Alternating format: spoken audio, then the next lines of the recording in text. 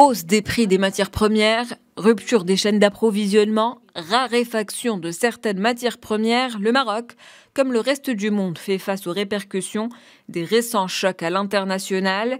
Principale conséquence visible, une hausse du coût de la vie.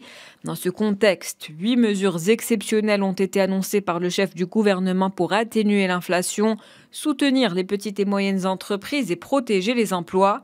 Parmi ces mesures, l'extension des délais d'exécution des marchés publics.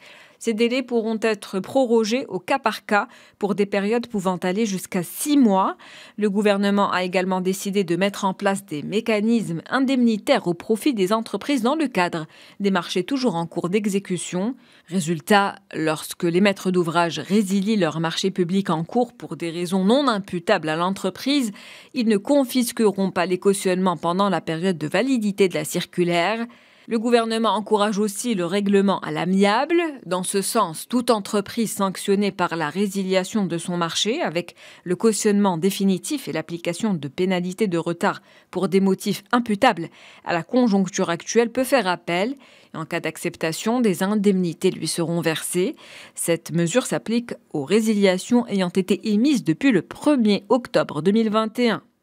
Autre mesure annoncée par le gouvernement, revoir les index de révision des prix et généraliser la révision des prix au marché de travaux passés à des prix non révisables. Dans les marchés pour lesquels des problèmes sont survenus dans l'application de révision des prix contractualisés au moment de la signature des contrats, le gouvernement appelle à accélérer le règlement des sommes principales dues aux entrepreneurs sur la base des montants initiaux des prestations réalisées avant de régler aux entrepreneurs le montant du reliquat issu du calcul du montant de la révision des prix.